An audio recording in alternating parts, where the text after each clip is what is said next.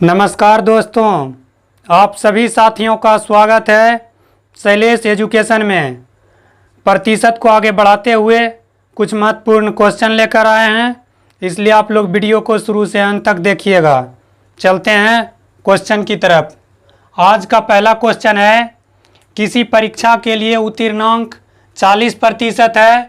एक विद्यार्थी ने 185 अंक प्राप्त किए तथा वह 15 अंकों से अनुत्तीर्ण हो गया। परीक्षा के लिए अधिकतम अंक कितने हैं?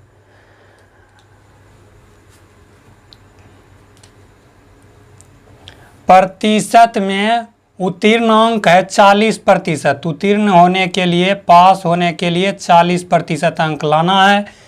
एक विद्यार्थी ने 185 अंक प्राप्त किया और वह 15 अंकों से अनुत्तीर्ण हो गया। यदि वह और 15 अंक ले आता तो वह पास हो जाता। तो 185 में 15 जोड़िएगा तो आपका 200 आ जाएगा। 40% प्रतिशत में 40% अंक बोले तो 200, दोनों ही बराबर है। तो 1% के लिए 200/40, 0 से 0 कैंसिल हो जाएगा। 4 से 5 बार में 20 कैंसिल हो जाएगा। तो 1% बराबर आ गया 5। तो पूर्णांक के लिए या अधिकतम अंक के लिए 100% पर 100% में ज्ञात करेंगे तो 5 गुना 100 आपका 500 आंसर हो गया।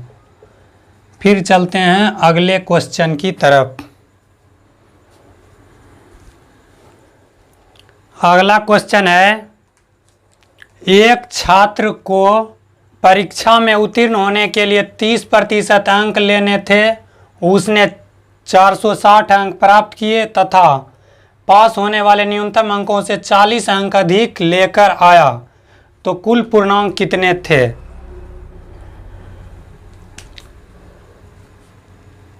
प्रतिशत में 30% अंक लाना था उत्तीर्ण होने के लिए, परीक्षा में पास होने के लिए, लेकिन लाया उन्होंने कितना अंक?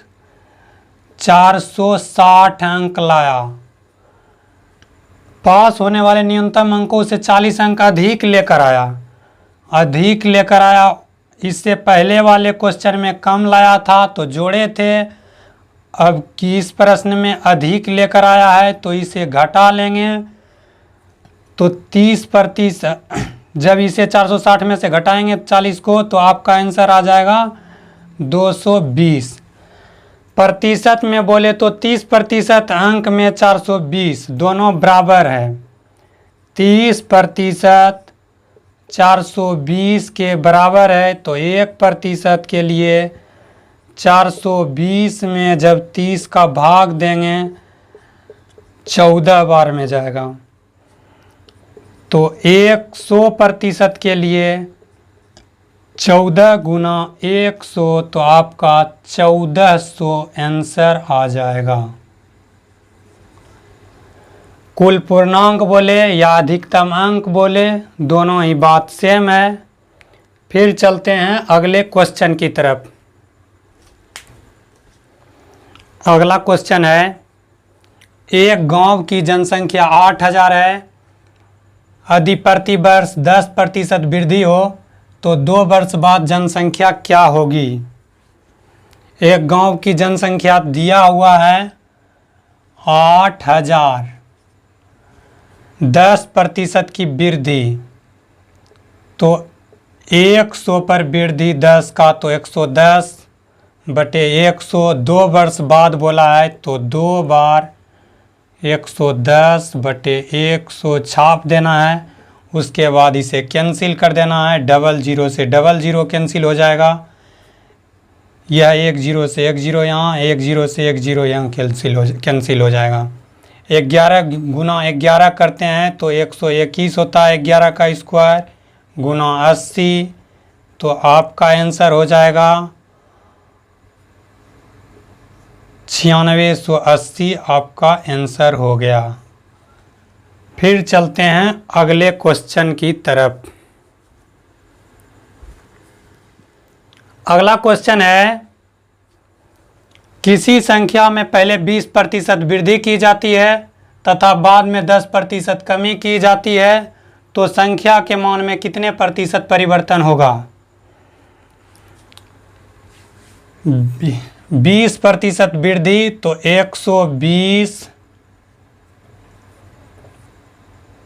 20% वृद्धि तो 120/100 गुना 10% कमी तो 90/100। इसी तरह से छाप लेंगे। उसके बाद 100 को कैंसिल करेंगे, 100 रहने देंगे, 1 0 से 1 0, 1 0 से 1 0 यहाँ कैंसिल हो गया।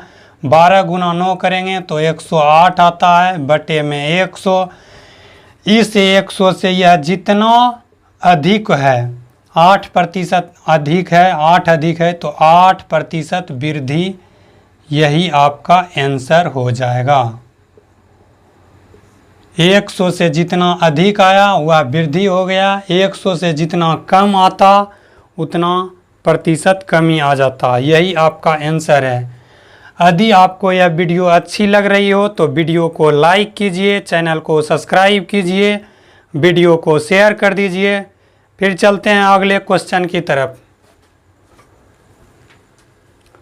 अगला क्वेश्चन है कि चीनी के मूल्य में 20% कमी हो जाने पर खपत में कितने प्रतिशत वृद्धि करें कि खर्च अपरिवर्तित या यथावत रहे? इस टाइप के क्वेश्चन को करने के लिए एक छोटा सा सूत्र ध्यान में रखिएगा, एकदम आसानी से यह क्वेश्चन बन जाएगा और एग्जाम के दृष्टि से बहुत ही महत्वपूर्ण क्वेश्चन है। कमी या वृद्धि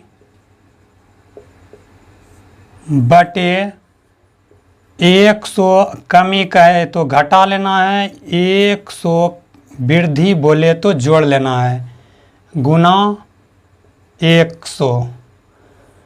इसी सूत्र पे बैठाना है आपको इस टाइप के क्वेश्चन को। और एक टाइप बनता है क्वेश्चन इसी सूत्र पर भी, उसे भी बैठाना है। पहले यह सीखिए आप। 20% कमी बोला तो कमी 20%, जितना कमी बोले 100 में घटा लेना है। जब 100 में 20 को घटाइएगा तो 80 गुना 100 तो 0 से 0 कैंसिल, 2 से 4 बार में, 4 से 25 बार में, आपका आंसर हो गया 25%। फिर चलते हैं अगले क्वेश्चन की तरफ। अगला क्वेश्चन है चीनी के भाव में 40% वृद्धि होने पर किसी परिवार को चीनी की वार्षिक खपत कितने प्रतिशत कम करनी होगी जिससे परिवार का खर्च न बढ़े?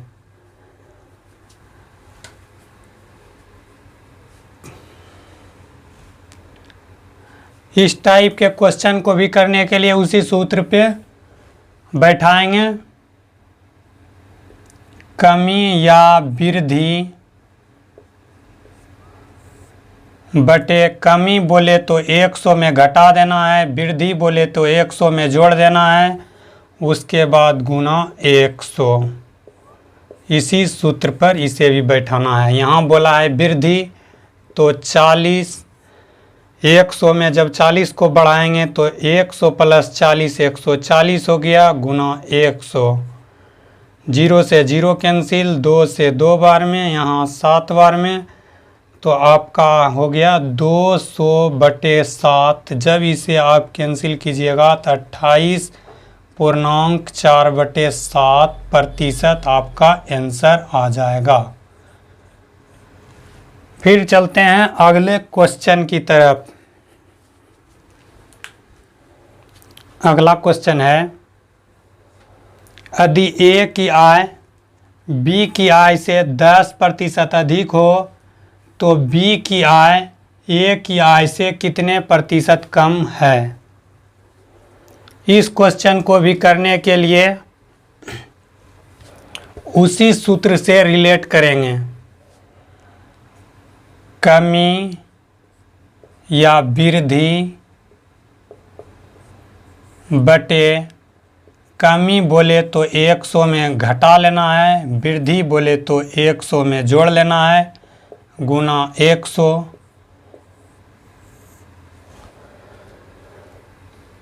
यहाँ 10% अधिक बोला है तो 10 बटे 100 में जोड़ेंगे तो 110 गुना 100, 0 से 0 कैंसिल हो जाएगा। जब 100 में 11 से भाग दीजिएगा तो 9.1/11% आपका आंसर आ जाएगा।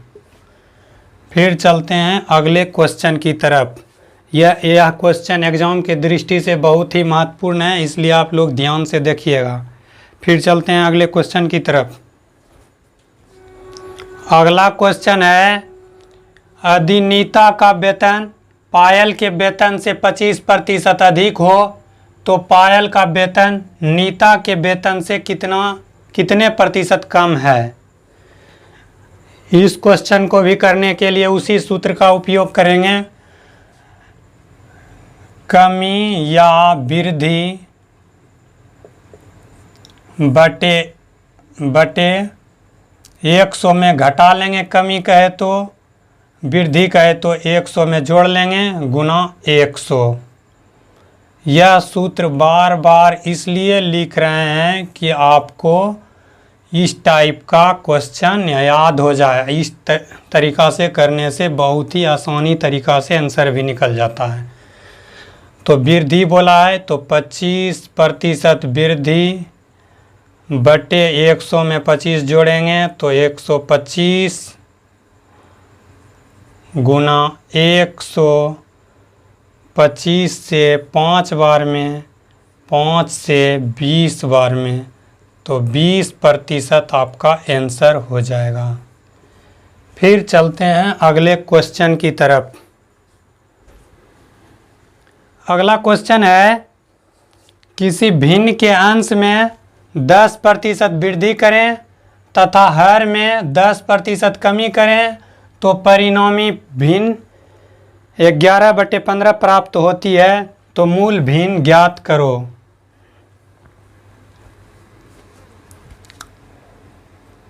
अंश बटे हर।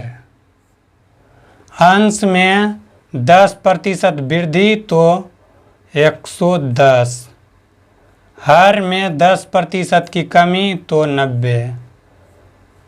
तो परिणामी भिन्न परिणाम आ जाता है 11/15। तो मूल भिन्न ज्ञात करना है। तो 0 से 0 कैंसिल हो गया, तो अंश बटे हर 11/15। जब यह बराबर के इस पार आएगा तो उलट जाएगा 9/11। तो 11 से 11 कैंसिल हो जाएगा, 3 से 3 बार में, 3 से 5 बार में, तो आपका आंसर हो गया 3/5। मूल भिन्न निकल गया। फिर चलते हैं अगले क्वेश्चन की तरफ। अगला क्वेश्चन है, किसी परीक्षा में कुछ विद्यार्थियों ने हिंदी विषय लिया तथा कुछ विद्यार्थियों ने अंग्रेजी विषय लिया तथा कुछ ने दोनों विषय लिए। यदि 80% विद्यार्थियों ने हिंदी विषय लिया तथा 46% विद्यार्थियों ने अंग्रेजी विषय लिया तो कितने प्रतिशत विद्यार्थियों ने दोनों विषय लिए।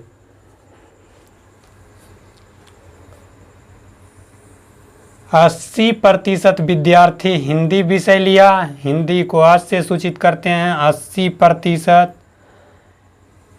इंग्लिश 46%, इंग्लिश को ई से सूचित कर देते हैं। 46% इंग्लिश लेने वाले हैं। हिंदी प्लस इंग्लिश करेंगे तो 80 प्लस 46, तो आपका 126% हो जाता है। टोटल प्रतिशत 100 होता है। जब इसका योग आया 126 तो यह कॉमन 26, जितना 100 से अधिक आया वह कॉमन को दर्शाएगा, दोनों विषय लेने वाले को। तो दोनों विषय लेने वालों की संख्या हो जाएगा 26%, आपका आंसर हो जाएगा। यदि आपको यह क्लास अच्छी लगी हो तो वीडियो को लाइक कीजिए, चैनल को सब्सक्राइब कीजिए, वीडियो को शेयर कर दीजिए, कमेंट कीजिए। वीडियो देखने के लिए आपका बहुत बहुत धन्यवाद। फिर मिलते हैं अगले क्लास में।